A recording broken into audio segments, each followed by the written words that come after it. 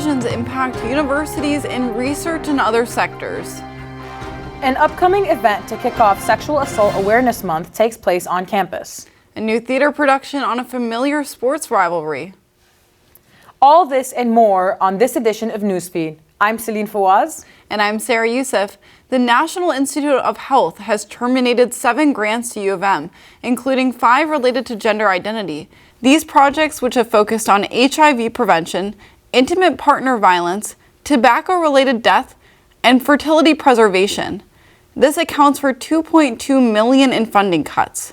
This is not a comprehensive list of all grant terminations at the university.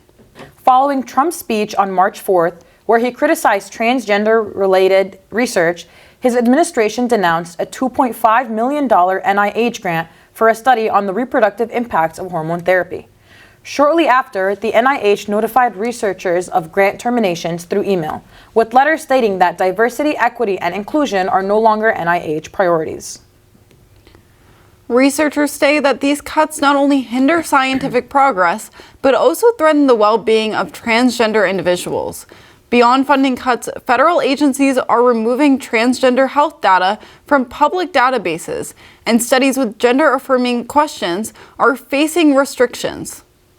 April is Sexual Assault Awareness Month, and this upcoming Thursday, April 3rd, USAR, University Students Against Rape, will be holding their annual Take Back the Night rally. This is the 47th year the event has been held in an effort to stand against sexual violence and provide an environment where survivors can heal. The rally and march will begin at 6:30 p.m. in the Michigan League, where students can enjoy entertainment, performers, and see keynote speakers. After the rally, a march will be held promptly at 7 p.m. in the streets of Ann Arbor to condemn sexual violence and stand with survivors. Performers and speakers at the event include Sabrina Banks, founder of Uplifted and Free, Congresswoman Debbie Dingell, singer Emily Rose, and more. For those who can't be there, there will be a live stream that you can find on tbtnannarbor.org. Along with performers and speakers, a number of organizations will be present, including Safe House, SAPAC, and more. It is advised that content may be sensitive or triggering for children. If you're concerned about material but still want to attend, there will be advocates looking for those looking for support. Despite Women's History Month just finishing up, it's never too late to celebrate the accomplishments made on campus. Sarah Youssef took a deep dive into influential women on campus. In a 2-part segment, she features both a faculty member and a student athlete. Today, we're featuring Professor Lisa Dish, a professor of political science. Take it away. Despite it being close to the end of Women's History Month, it's never too late to celebrate accomplishments made on campus. I sat down with Professor Lisa Dish to discuss her contributions both on and off campus. I'm a professor of political science, and I've been here since 2008. And so we've seen so many changes since that time. And I teach courses both at the graduate and undergraduate level. But I have been focusing mostly on the undergraduate level, actually, for the last almost, 7 or 8 years, because I find that I can do classes that are more creative and interesting to me than when I'm trying to train a graduate student to become a faculty member in my field. Professor Dish's work isn't only with undergraduate students. She's also an active Ann Arbor community member. I started thinking about running for city council because the 2 people who represented my ward I didn't think were at all representative of the views of my neighbors, and certainly not myself.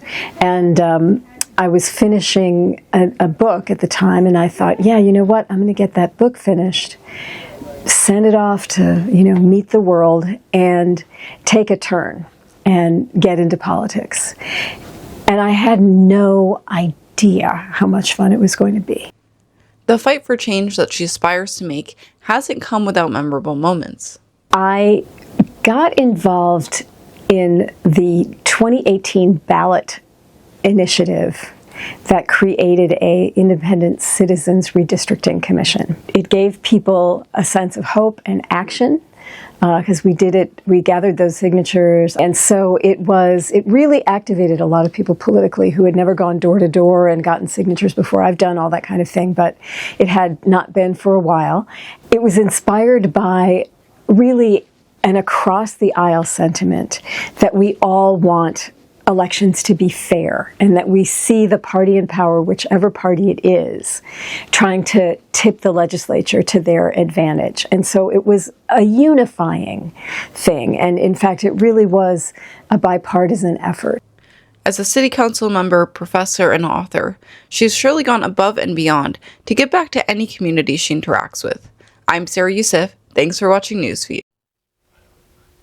Baseball is back, with the Detroit Tigers opening their season this past weekend out in LA in a series with the Dodgers. The Tigers were swept by the reigning World Series champs.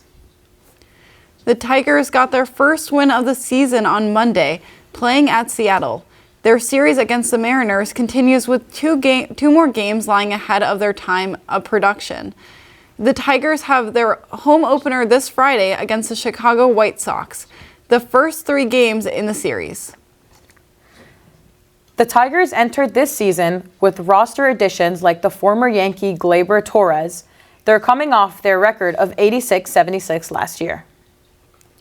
If a baseball game isn't your scene, but you still want to show off your sports pride for Michigan, consider attending the Purple Rose Theater's production, My Mother and the Michigan-Ohio War.